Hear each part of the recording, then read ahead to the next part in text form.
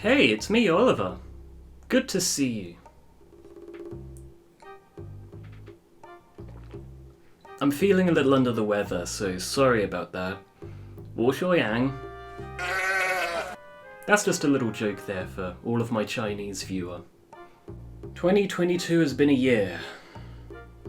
A real year. But we're going to talk about it. I'm just going to clear the table and talk about the 2022 table. We're going to start off with some positive things about 2022. There's not many.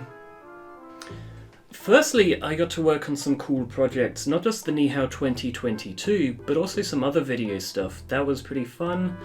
I'm not especially good on camera, but nobody seems to mind, so hey, that's great.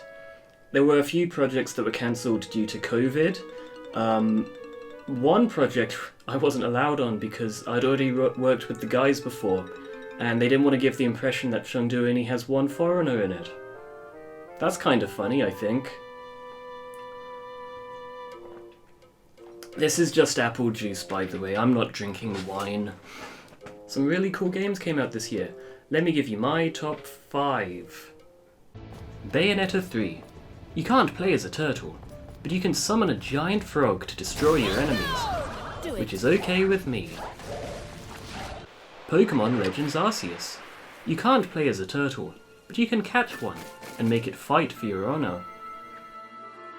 Ooblets.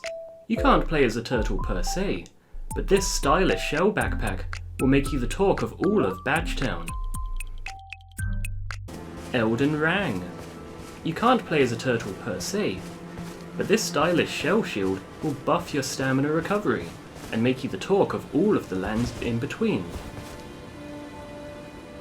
And finally, my number 1 game, TMNT Shredder's Revenge, a game that lets you play as one of 4 different turtles, and a rat. I saw some cool places around Sichuan, which was pretty great, and I'm making it into videos for my new series, Sichuan's So Good. You're so good. Hey, here's an upcoming clip.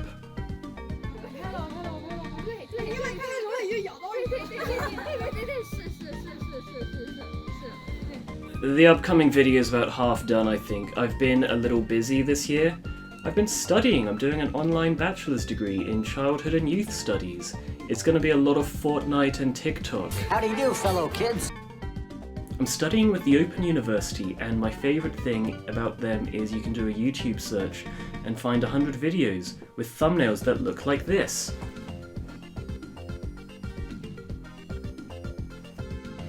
And every one of them has 10,000 views. But yeah, technically I'm a first year social sciences student now, so, you know, don't be surprised if my next video is a video essay on capitalism or whatever. Don't Hug Me I'm Scared has become my new obsession. That's a cool show. What about me? I should get the helmet. I've got the most valuable brain. And that's about all of the positives wrapped up, I suppose. 2022 has otherwise been a lot of people I like leaving, habitual lockdowns, and a couple natural disasters. Let me give you an example. It's the summer of 22, and the heat rolls through the city, like a Moltres descending from upon high. I was wearing tank tops at the time. That's how hot it was. I assure you, this heat was no joke. Now, unlike England, which also had a heat wave, Chengdu at least had aircon. We have 2 aircon.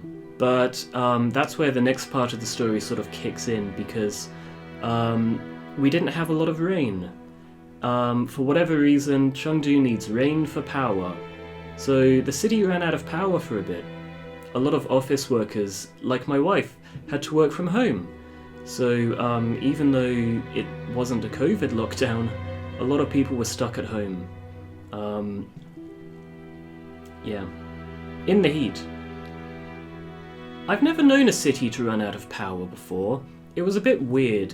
Most of the shops were operating at like minimum capacity. The lights were off. There's like maybe one or two staff members in, like, restaurants. Here's a clip of me trying to get a Mackey's. It was surreal.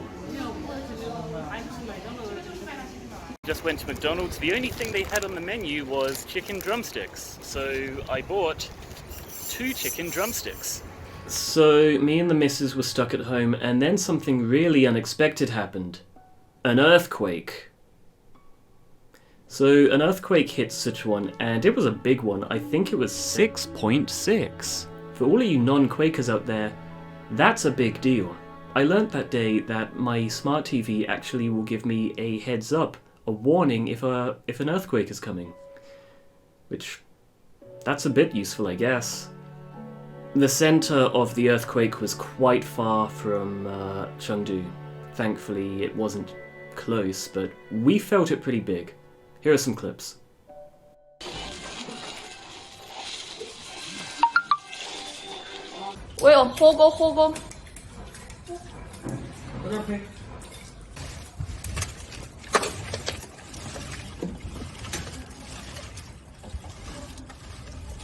Jialin was pretty freaked out about it. A lot of people were.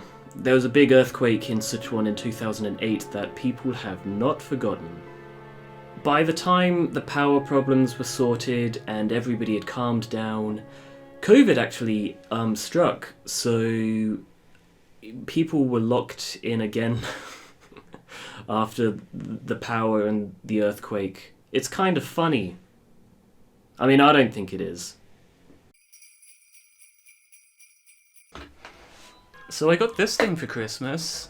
It's a big panda. The biggest panda I've ever had. What? No. After the power problems and the earthquake, whatever. We went into lockdown. It was a big one. Not as big as other cities, but you know, it was something. You know, it was a repeat of 2020. There was food shortages and limited shopping trips, policy updates, a lot of testing.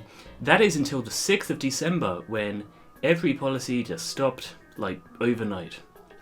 Zero COVID is gone, infinity COVID is here. And then my wife caught COVID. I had to spend a week or so looking after her, and I appeared to be asymptomatic, which is great. That is until I went to renew my visa, and having to deal with immigration must have ruined my immune system, because less than 12 hours later I was having fever dreams and seeing things, man. Why does no one talk about the COVID fever dreams? A few days later I was confirmed positive. But you know, thanks to the infinity policy there, I didn't have to like self-quarantine or anything. I was over the worst of it in a couple days and then sort of just went about my business, I guess. I'm still tired. I'm so tired. It's kind of weird, you know? I can deal with a system where everyone just has to be locked away in hiding, and I can deal with a system where sick people are allowed to just share their bile throughout the entire city. Going from one to the other, it just feels like whiplash. I don't know how to take it, it's weird. So, what exactly is the point of this video, you may be wondering? Well, I guess it's just my way of dealing with a crappy time. There's not much else I can do right now, actually.